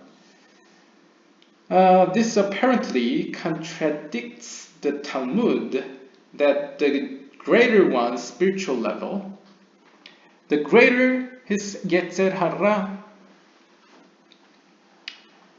이것은 명백히 탈무드의 가르침과 모순을 야기하는데요. 왜냐하면 탈무드의 경우에는 어떤 한 사람의 영적인 수준이 높아지면 높아질수록 그의 안에 있는 악한 충동 역시 점점 강대해진다고 표현합니다. 이것도 어느 정도 이해가 될 수 있죠. 왜냐하면 그냥 일반적으로 전략적으로 생각해 봤을 때 적이 강하면 강할수록 우리 편에서도 강한 장수를 내보내겠죠. 그러니까 내 영적인 수준이 올라가면 올라갈수록 그에 대응하는 어떤 악한 세력도 그거에 대응하는 좀 더 교묘하고 어떤 강한 원수를 이렇게 준비해 놓겠죠. 장수를. 그러니까 그런 의미에서 아무튼 탈무드는 그런 식의 이야기를 했다고 합니다. 그래서 람밤, 마이모니데스는 이것을 다음과 같이 해결하였는데요. 하카드마 라봇 예편에서 이렇게 얘기했다고 합니다. The philosophers are unanimous in that he who does not desire evil is on a higher spiritual level than he who desires evil, but refrains from it. Because the desire for evil stems from evil in the soul of the person. And King Shlomo already wrote on this. The soul of the wicked desires evil, and the joy of the pious in doing good. 그러니까 이제 람밤의 이야기에 비추어 보면 철학자들은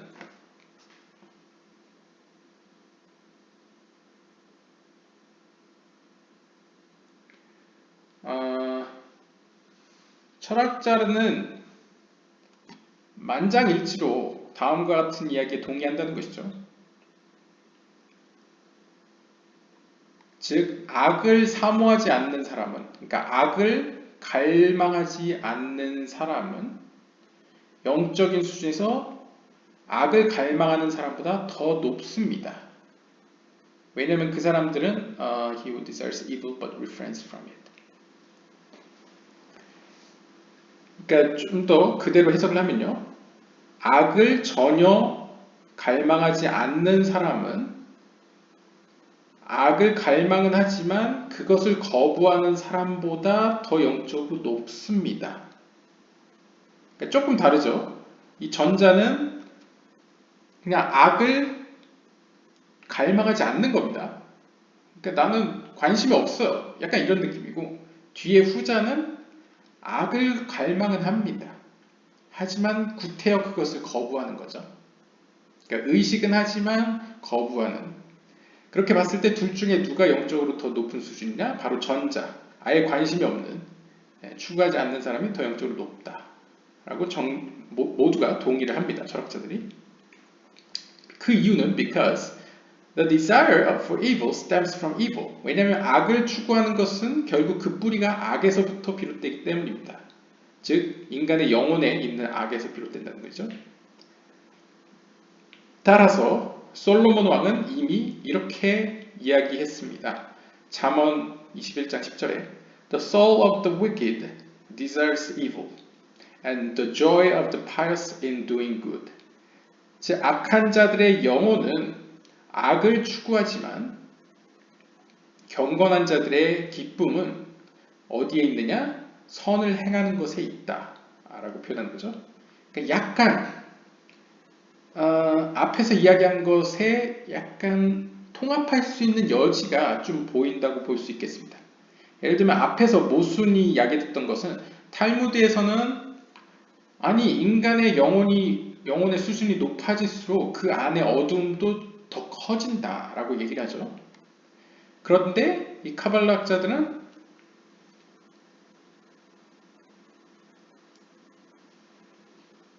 악에서 멀어지면 멀어질수록 악의 힘이 점점 줄어든다라고 표현하죠. 그래서 이 모순은 어떻게 해석했느냐?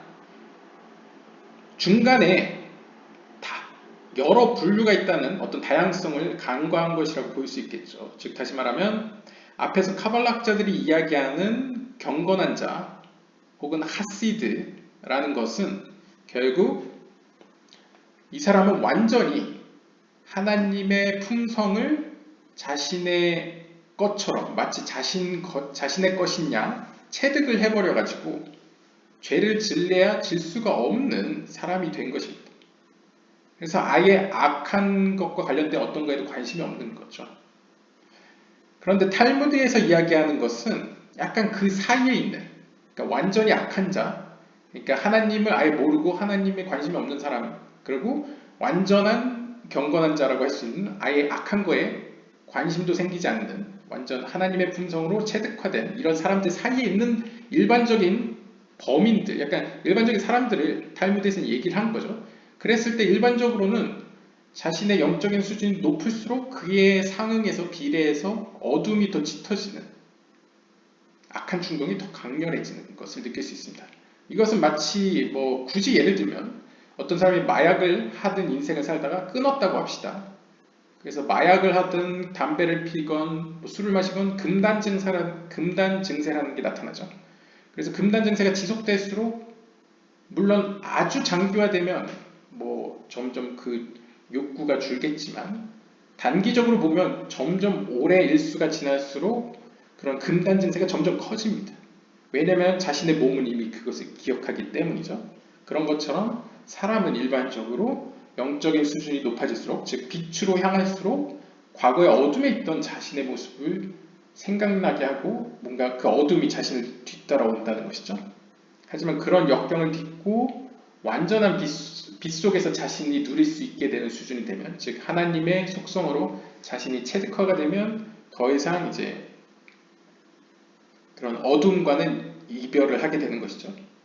그래서 아마도 기독교에서 얘기하는 그 성령이 있음으로써 어떤 죄를 지을 수가 없는 사람이 된다는 것은 이 카발라 학자들이 이야기하는 이런 하시드의 어떤 수준을 의미하는 것 같습니다. 그 외에 일반적으로는 이제 현실의 삶에서 어둠과 이제 빛이 이제 갈등을 빚으면서 사는 거죠.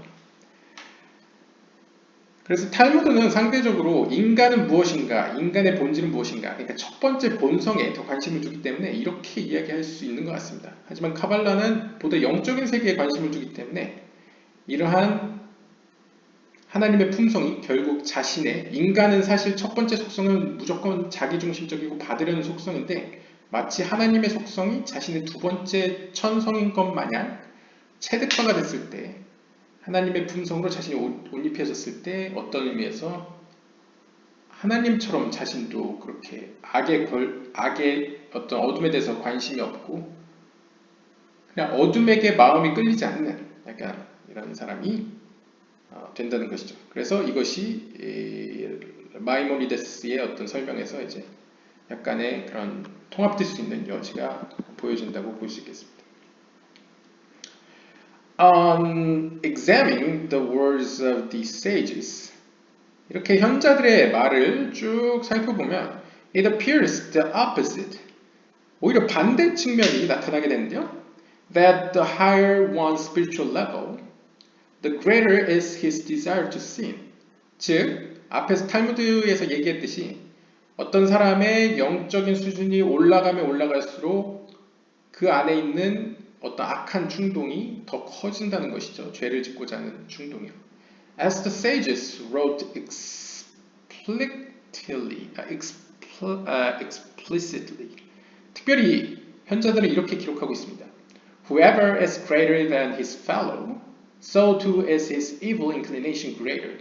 그래서 누구든 자신의 동료들 혹은 친구들보다 더 위대한 자는, 그러니까 위대하다는 건 보통 랍비드 사이에서 이제 더 성경에 박식하고 어떤 사회적 지위가 큰 사람일수록 그 안에 있는 악한 충동 역시 더욱더 커집니다.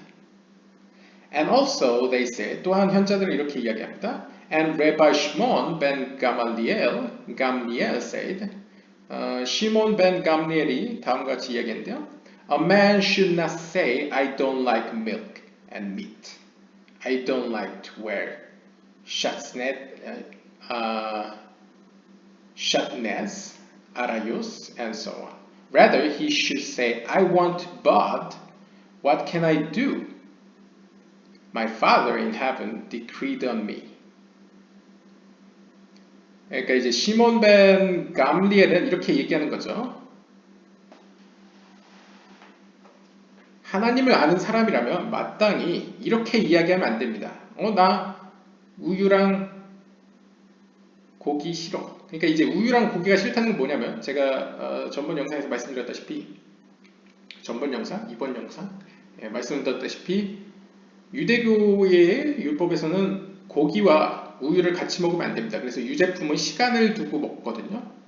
그 이유는 자신 어떤 어미와 새끼를 함께 삶지 말라.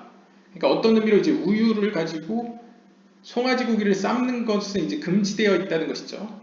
그게 이제 영적인 의미에서건 물리적인 의미에서건 하여튼 금지가 돼 있어서 유대교에서는 이제 고기와 유제품을 같이 먹지 않습니다. 그런데 이제 시몬 벤 감리엘은 뭐라고 얘기하냐면 단순히 우리는 인간으로서 단순하게 사람들한테 나는 우유랑 고기를 같이 먹을 수 없어. 혹은 나는 샤트네즈 아라요스, 이건 잘 모르겠습니다. 하여튼 나는 뭘 입어야만 해. 라는 식으로 얘기를 하면 안 됩니다. 오히려 우리가 마땅히 이야기해야 하는 방식은 나는 그러고 싶지만 내가 어떡하겠어. 내 아버지께서, 하늘에 계신 아버지께서 나에게 그렇게 하라고 명하셨는데 라고 이야기하는 게 적절하다는 것이죠. 즉 탈무드식의 사고에서 사람은 완벽하지 않기 때문에, 그리고 사람은 영적으로 높아질수록 그 안에 있는 어둠도 점점 커지기 때문에 결국 완전하지 않다는 거죠. 벗어날 수 없다는 거죠. 그렇기 때문에 이야기를 하더라도 정확하게 이야기하려면 나는 뭐가 좋다, 나는 뭐가 싫다라고 단정적으로 이야기해서는 안 되고, 약간 한국 사람이 잘하는 거 있죠, 화법. 나는 그렇게 생각해. 약간 이런 느낌처럼 나는 그러고 싶은데 내가 어떻게 할 수 있겠어? 나에게 선택의 여지가 없는데 하늘에 계신 하나님께서 그렇게 명하셨는데 해야지 뭐 이런 식으로 말하는 게 적절하다라고 이제 이야기했다는 거죠.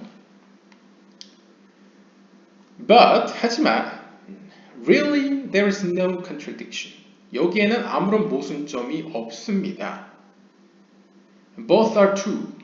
카발라 학자들의 표현이나 탈무드 학자들의 표현은 모두 참입니다. 진실됩니다.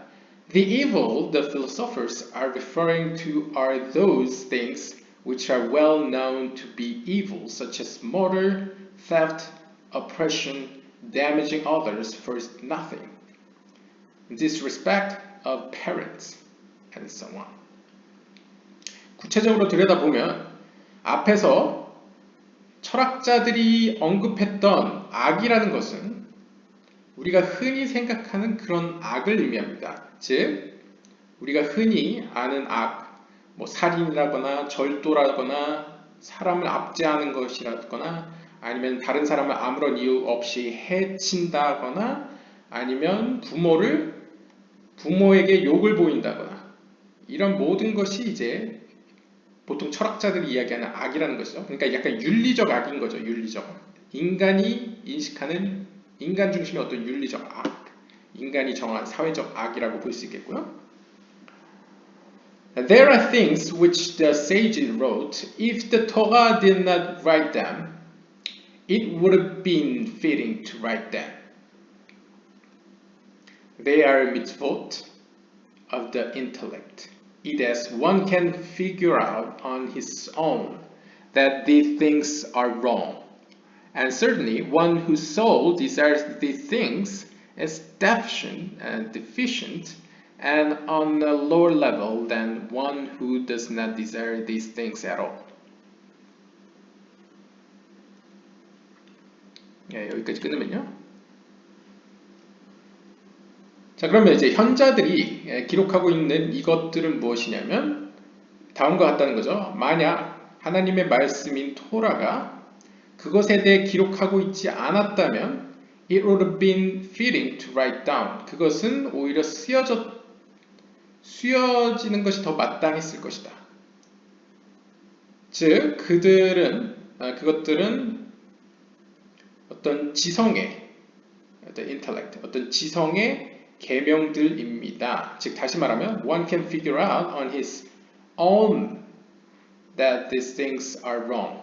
즉, 사람들은 자신이 가지고 있는 이미 그것으로, 그러니까 여기서 가지고 있다는 것은 어떤 인간의 지성에 비롯된 어떤 계명이라고 했을 때 어떤 인간이 가지고 있는 어떤 상식, 어떤 개념을 의미하겠죠. 한국식으로 표현하면 이제 어떤 개념, 인간으로서 어떤 개념을 가지고 있는 어떤 그런 것을 바탕으로 사람들은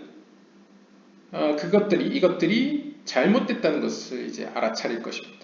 And certainly, 그리고 분명히 one whose soul desires this thing, 그리고 누군가의 영혼이 이것을 정말 갈망한다면 이러한 사람은 상대적으로 뭔가 결핍이 있는 것이며, 그러니까 약간 영적으로 뭔가 어둠이 여전히 있는 것이며, and on a lower level than one who does not desire these things at all. 오히려 그것을 전혀 갈망하지 않는 사람보다 영적으로 낮은 수준에 있다는 것을 의미합니다.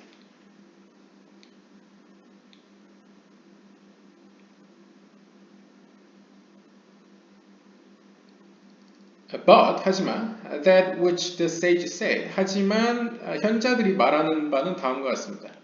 One who has a higher inclination is greater, and so on. 즉 앞에서 나왔던 보다 더 악한 충동이 높은 사람일수록 더 큰 사람이더라 라는 것은 This refers to mitzvot without reason. 그것은 어떤 아무런 이유 없는 계명들을 가리키는 이야기입니다. That, 즉, without the Torah, they would not be evil at all. 즉, 하나님의 말씀이 없이는 그것들은 not be evil at all. 전혀 악으로 여겨지지 않을 것입니다. And this is why Rabbi Shimon ben Gamliel used the example of milk and meat. 바로 이것이 랍비 시몬 벤 감리엘이 예시로서 어떤 나는 우유와 고기를 싫어한다 라고 말하지 말라 이런 의미랑 같다는 거죠. 그 다음에 sharpness, arayos 등등으로 and not theft, hurting others and so on. These things are called decrees. 이것들은 오히려 decrees라고 불려집니다. 규례라고 불려진다는 것이죠. 람밤에 따르면요.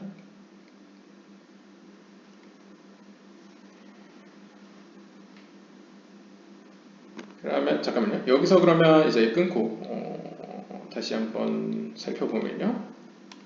일단 철학자들이 이야기하는 악이라는 개념과 그 다음에 현자들이 얘기하는 악이라는 개념이 일단 다르다는 것을 이야기하는 것 같습니다.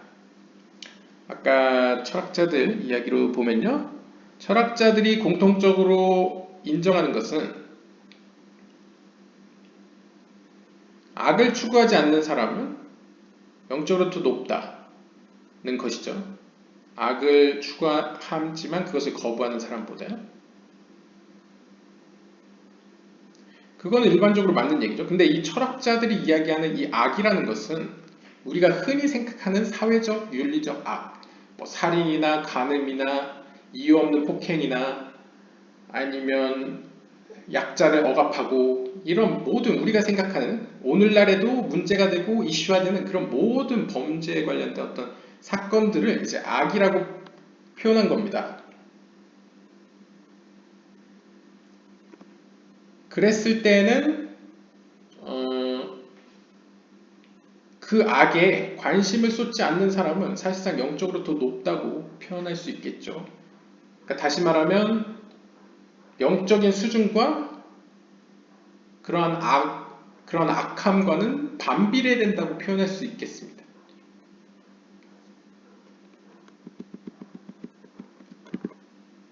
그래서 일반적으로 이제 우리가 흔히 얘기하는 사회적으로 그냥 이야기하는 착한 사람, 의로운 사람이라는 것은 결국 살인이나 간음이나 이런 사회적 악을 저지르지 않는 사람을 의미하죠. 법 없이도 살 사람, 통칭 얘기하면요.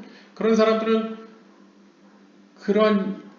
그렇게 살아온 삶이 길면 길수록 그리고 그런 생활 패턴이 의로우면 의로울수록 당연히 우리가 이야기하는 사회적 악이나 윤리적 악으로부터 멀어지겠죠. 그래서 반비례의 모습을 보이게 됩니다.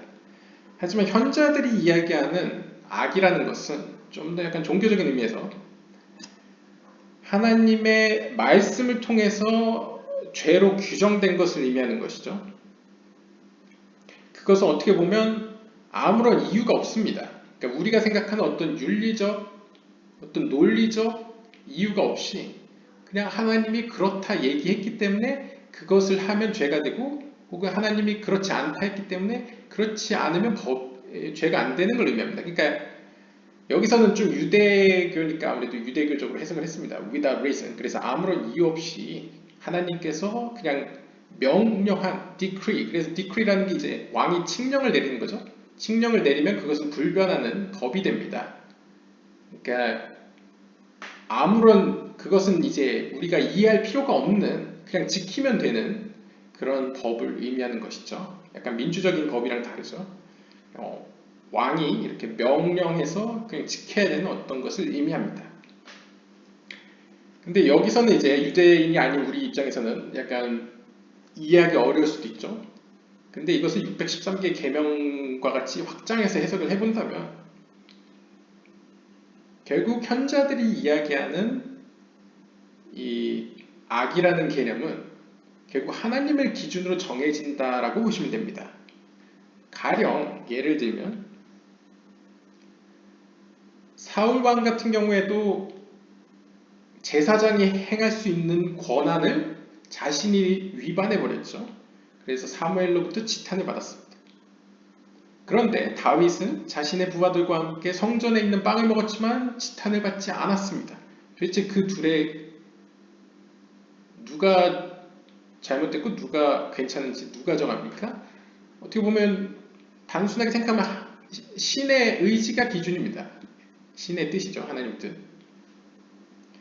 그리고 예를 들면 엘리야의 경우에도 엘리야가 살던 시대는 여전히 남유다의 성전이 여전히 세워져 있던 때입니다.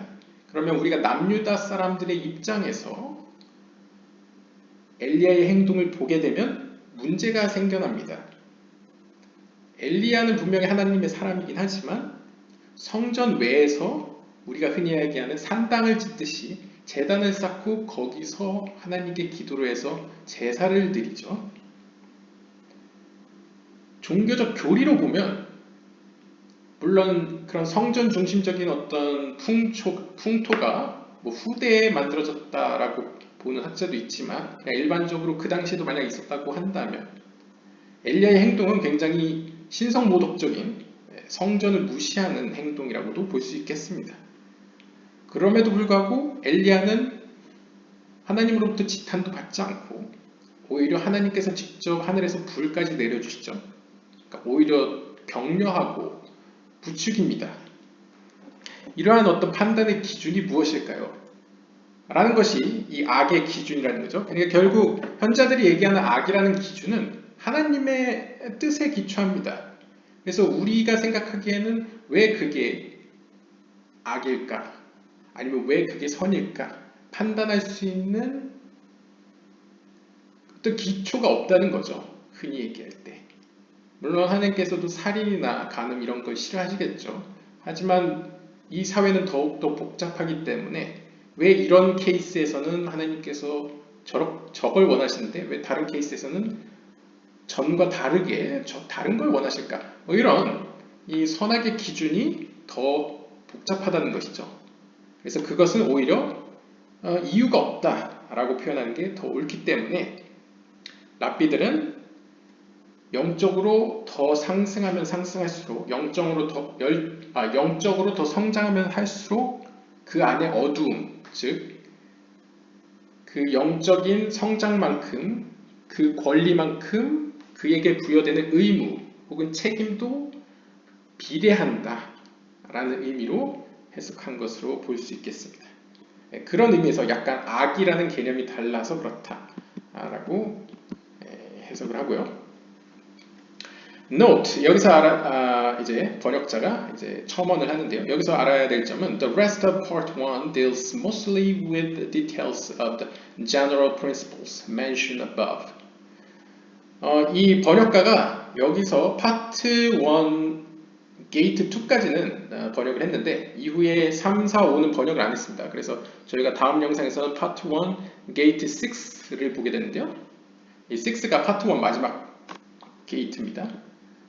그 이유를 뭐라고 적냐면 이후에 파트 1 3부터 5까지는 사실 앞에서 이미 언급하였던 보편적인 원리들에 대해서 그냥 구체적으로 다룰 뿐입니다. 즉, 이 글을 지은 하임 비탈은 결국 어떤 purification, 어떤 정화해가는 과정에 대해서 이제 요약하는 부분이 3에서 5까지, 파트 1, 게이트 3에서부터 5까지 쭉 요약을 정리해 나갑니다.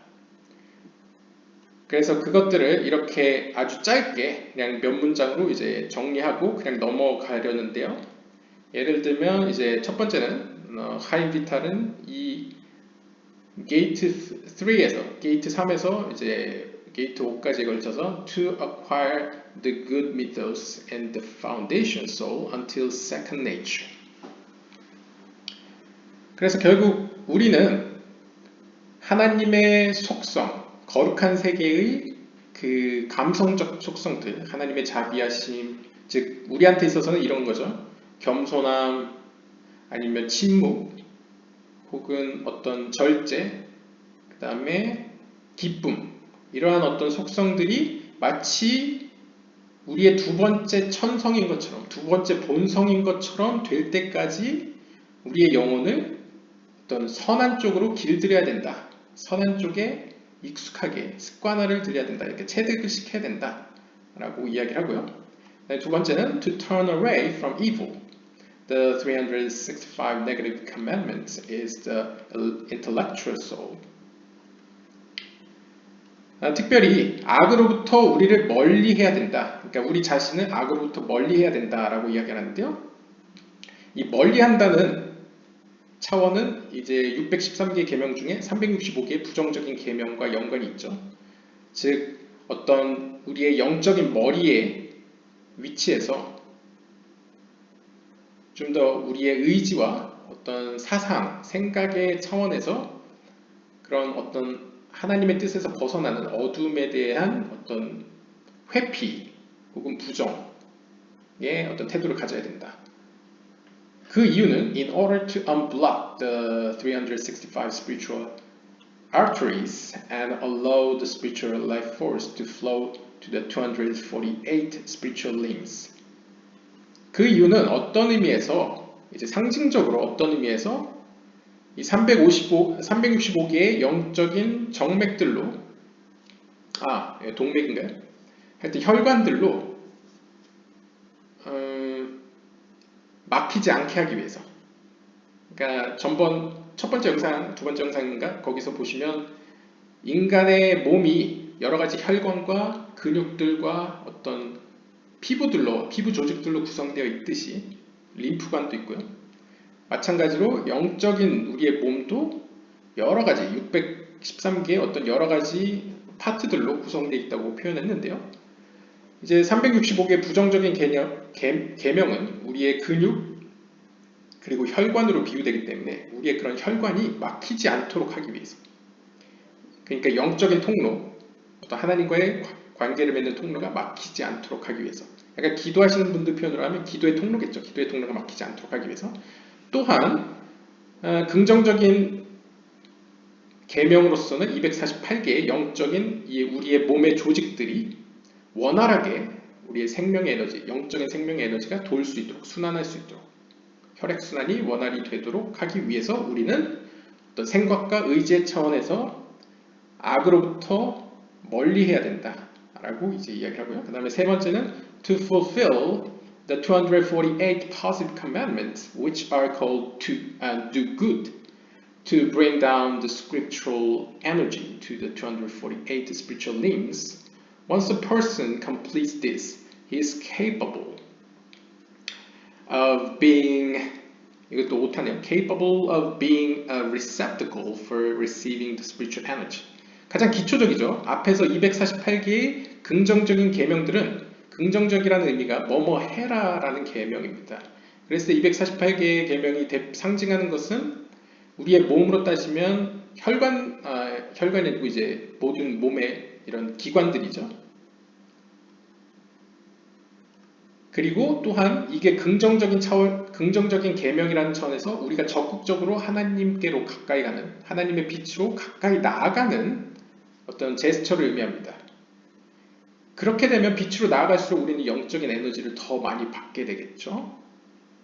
그래서 그 목적은 248개의 우리의 영적인 몸에 있는 기관들로 영적인 에너지를 내려보내기 위해서 긍정적인 계명, 그러니까 하나님께로 적극적으로 앞으로 나아가는 이런 계명들을 성취해내야 하며, 한번 우리가 이렇게 성취해내면 그때 우리는 하나님으로부터 영적인 에너지를 계속 공급받는 일종의 공급처가 아니죠. 수용처, 그러니까 받아들이는 어떤 그릇이 됩니다. 수용체가 됩니다. Before this, 이러한 일이 일어나기 전까지는 He's like a giant supercomputer with a short circuit wire which prevents the whole machine from powering up. 그래서 이 사람이 굉장히 약간 공과적으로 표현했습니다. 그 전까지는 마치 우리는 뭐와 같냐면 거대한 슈퍼컴퓨터인데, 그러니까 컴퓨터는 엄청 좋은 컴퓨터인데 전력 공급이 굉장히 짧은 겁니다.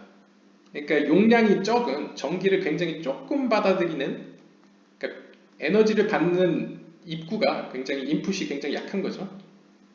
그러다 보니까 기계가 정상적으로 작동하기 어려운 상태에 처하게 됩니다. 그러니까 우리가 영적으로 공급을 충분히 받지 못하는 상태에서 우리는 원활하게 영적인 어떤 그릇의 확장이나 영적인 성장을 이루기가 힘들겠죠. 그렇기 때문에 가장 선행해야 될 것은 어떤 의미에서 그러한 하나님으로부터 공급받는 그 인풋의 양을 늘리는 것.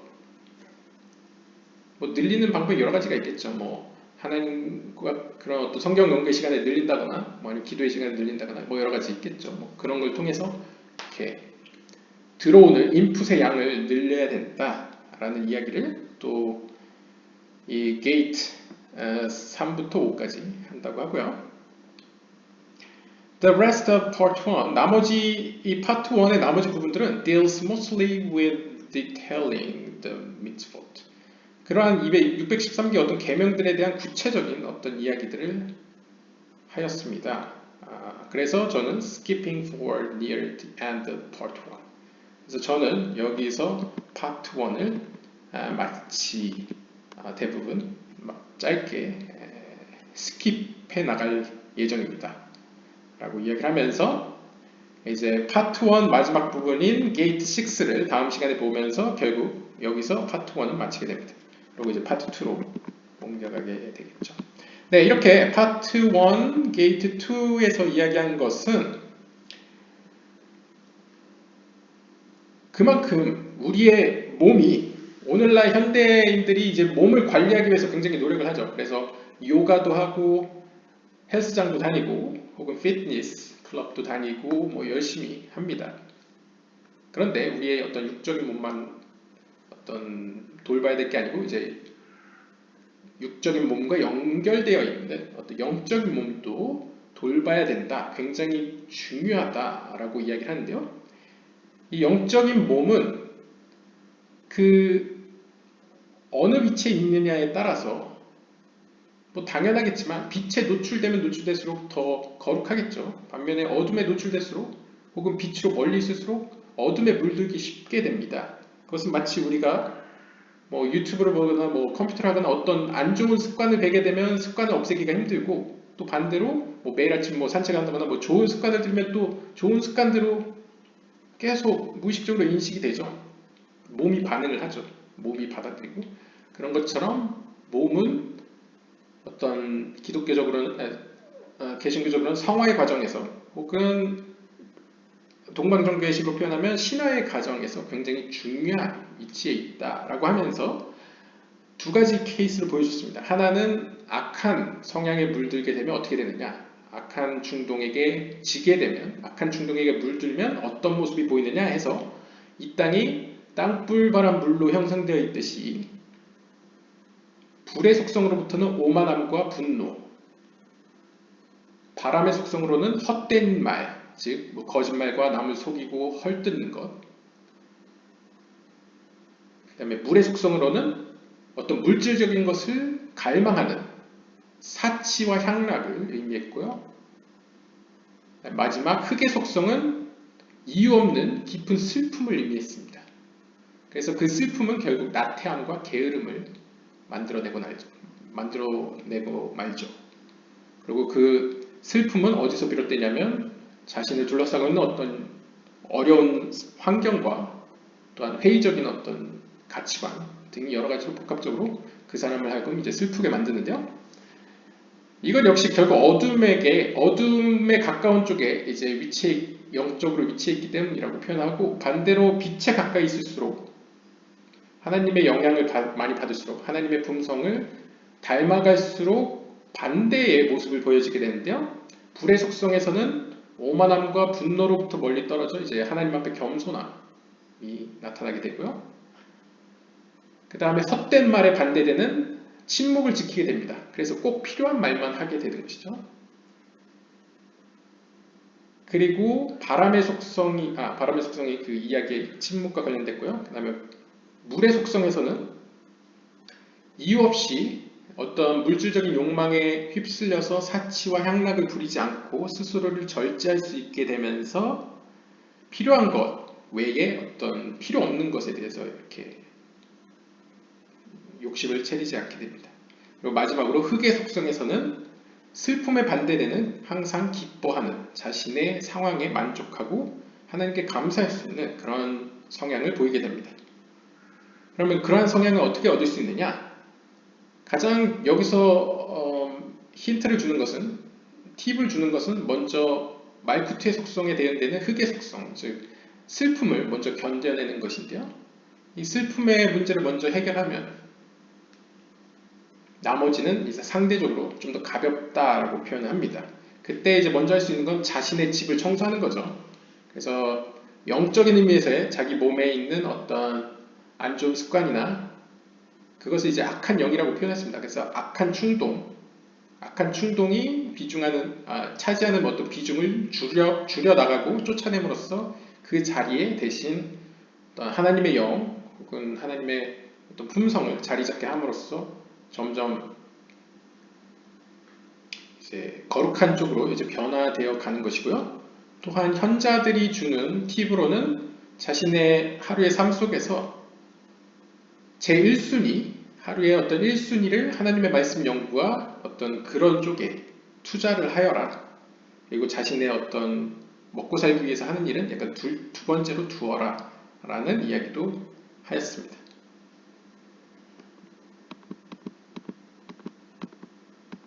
그리고 또 기억나는 것은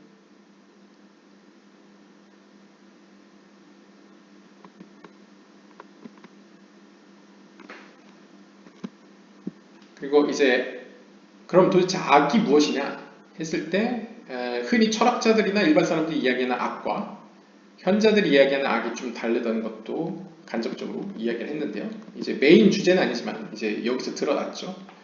바로 그 차이는 일반적으로 우리가 이야기하는 악 혹은 철학자들이 이야기하는 악은 윤리적인 악을 의미합니다. 그래서 뭐 살인을 했다, 간음을 했다, 남을 속였다, 이유 없이 폭행했다 등등이 이제 악이죠. 사회적 무리를 일으키고 보통 우리가 얘기하는 민폐를 끼치는 그런 것을 이제 악이라고 표현하지만 현자들이 이야기하는 그리고 실제적으로 현자들이 이야기하는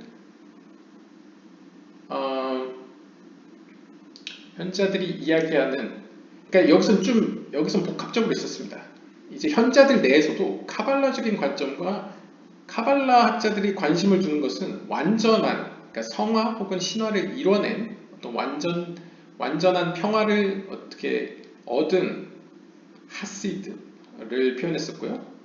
근데 우리는 거기에는 일단 관심이 없죠. 일반적으로 이제 철학자랑 이제 일반적으로 탈무드를 기초로 이제 현자들로 이야기를 축소한다면 크게 이제 철학자들처럼 사회적이고 윤리적인 악을 이야기하는 악이 있고